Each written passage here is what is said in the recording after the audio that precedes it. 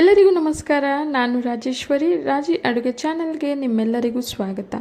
ಇವತ್ತಿನ ವಿಡಿಯೋನಲ್ಲಿ veg noodles ಹೇಗೆ ಮಾಡೋದು ಅಂತ ನೋಡೋಣ. ನೂಡಲ್ಸ್ ಮಾಡೋದಕ್ಕೆ ಮೊದಲಿಗೆ ಒಂದು ಪಾತ್ರೆಗೆ 3 ಲೀಟರಷ್ಟು ನೀರನ್ನು ಸೇರಿಸಿ, ನೀರು ಬಿಸಿಯಾದ ನಂತರ 1 ಟೀ ಸ್ಪೂನಷ್ಟು ಎಣ್ಣೆ, ರುಚಿಗೆ ತಕ್ಕಷ್ಟು ಉಪ್ಪನ್ನು ಸೇರಿಸಿ 300 ಗ್ರಾಮಷ್ಟು ನೂಡಲ್ಸನ್ನು ಸೇರಿಸ್ತಾ ಇದ್ದೀನಿ. ನೂಡಲ್ಸನ್ನು ಸೇರಿಸಿದ ನಂತರ ಮೀಡಿಯಮ್ ಫ್ಲೇಮಲ್ಲೇ 4 ರಿಂದ 5 ನಿಮಿಷ ಬೇಯಿಸ್ಕೋಬೇಕು. ಬೇಯಬೇಕಾದ್ರೆ ಮಧ್ಯದಲ್ಲಿ ವಿಡಿಯೋನಲ್ಲಿ ತೋರಿಸ್ತಿರೋ ಹಾಗೆ ಸೌಟ್ ಆಡಿಸ್ತಾ ಬೇಯಿಸ್ಕೋಬೇಕು. ಇಲ್ಲದಿದ್ದರೆ ತಳದಲ್ಲಿರೋದೆಲ್ಲ ಚೆನ್ನಾಗಿ ಬೆಂದಿರುತ್ತೆ, ಮೇಲೆಲ್ಲ ಸ್ವಲ್ಪ ಹಾಗೆ ಇರುತ್ತೆ. ನೂಡಲ್ಸ್ ಈಗ 80% ಅಷ್ಟು ಬೆಂದಿದೆ. ಈಗ ಇದನ್ನು ಒಂದು ಸ್ಟ್ರೈನರ್ಗೆ ಸೇರಿಸಿ ತಕ್ಷಣ ಇದ್ರ ಮೇಲೆ ತಣ್ಣೀರನ್ನು ಸೇರಿಸ್ಕೊಳ್ಳೋಣ. ತಣ್ಣೀರನ್ನು ಸೇರಿಸೋದ್ರಿಂದ ಅಂಟಂಟು ಹಾಕ್ದೇನೆ ಬಿಡಿಯಾಗಿ ತುಂಬ ಚೆನ್ನಾಗಿ ಬರುತ್ತೆ. ಈಗ ನೂಡಲ್ಸ್ ಎಲ್ಲ ಸ್ವಲ್ಪ ತಣ್ಣಗಾದ ನಂತರ ಗ್ಯಾಸ್ ಮೇಲೆ ಒಂದು ಕಡಾಯಿ ಇಟ್ಕೊಂಡು ಕಡಾಯಿಗೆ 4 ಟೇಬಲ್ ಸ್ಪೂನಷ್ಟು ಎಣ್ಣೆನ ಸೇರಿಸಿ, ಎಣ್ಣೆ ಬಿಸಿಯಾದ ನಂತರ 2 ಟೇಬಲ್ ಸ್ಪೂನಷ್ಟು ಬೆಳ್ಳುಳ್ಳಿ, 6 ಹಸಿಮೆಣಸಿನ್ಕಾಯನ್ನು ಸಣ್ಣಕ್ಕೆ ಹೆಚ್ಚಿ ಸೇರಿಸ್ಕೊಂಡಿದ್ದೀನಿ.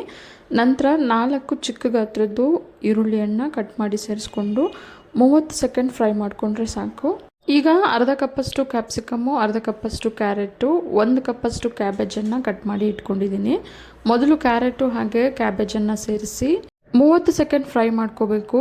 ತರಕಾರಿಗಳನ್ನು ನಿಮ್ಗೆ ಇಷ್ಟವಾಗೋ ರೀತಿ ಕಡಿಮೆ ಅಥವಾ ಜಾಸ್ತಿ ಹೇಗಾದರೂ ಸೇರಿಸ್ಕೋಬಹುದು.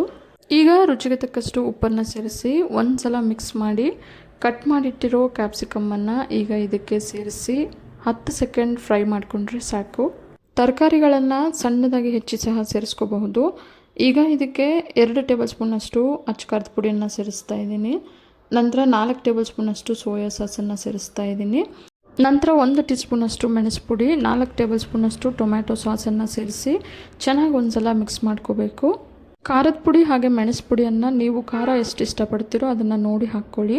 ಈಗ 2 ಟೇಬಲ್ ಸ್ಪೂನಷ್ಟು ನಿಂಬೆ ರಸನ ಸೇರಿಸ್ಕೊಳ್ತಾ ಇದ್ದೀನಿ. ನಿಂಬೆ ರಸ ಬದಲಿಗೆ ವೆನಿಗರನ್ನು ಸಹ ನೀವು ಸೇರಿಸ್ಕೋಬಹುದು. ಈಗ ಮತ್ತೊಮ್ಮೆ ಮಿಕ್ಸ್ ಮಾಡಿ ನಾವು ಮೊದಲೇ ಬೇಯಿಸಿಟ್ಕೊಂಡಿರೋ ನೂಡಲ್ಸನ್ನು ಈಗ ಇದಕ್ಕೆ ಸೇರಿಸ್ಕೊಳ್ಳೋಣ. ತಣ್ಣಗಾದ್ಮೇಲೂ ಸಹ ಉದುರಾಗಿ ಎಷ್ಟು ಚೆನ್ನಾಗಿದೆ ನೋಡಿ. ಈಗ ಕಡಾಯಿಗೆ ನೂಡಲ್ಸನ್ನು ಸೇರಿಸಿ ನಿಧಾನಕ್ಕೆ ಚೆನ್ನಾಗಿ ಮಿಕ್ಸ್ ಮಾಡ್ಕೊಳ್ಳಿ. ನಿಧಾನಕ್ಕೆ ಮಿಕ್ಸ್ ಮಾಡ್ಕೊಳ್ಳೋದ್ರಿಂದ ನೂಡಲ್ಸ್ ಲೇಯರ್ಸ್ ಏನಿರುತ್ತೆ ಉದ್ದಕ್ಕೆ ಚೆನ್ನಾಗಿರುತ್ತೆ. ಇಲ್ಲದಿದ್ರೆ ಶಾವಿಗೆ ರೀತಿ ಎಲ್ಲ ಕಟ್ಟಾಗಿಬಿಡುತ್ತೆ. ಹಾಗಾಗಿ ಮಿಕ್ಸ್ ಮಾಡಬೇಕಾದ್ರೆ ಆದಷ್ಟು ನಿಧಾನಕ್ಕೆ ಮಿಕ್ಸ್ ಮಾಡ್ಕೊಳ್ಳಿ.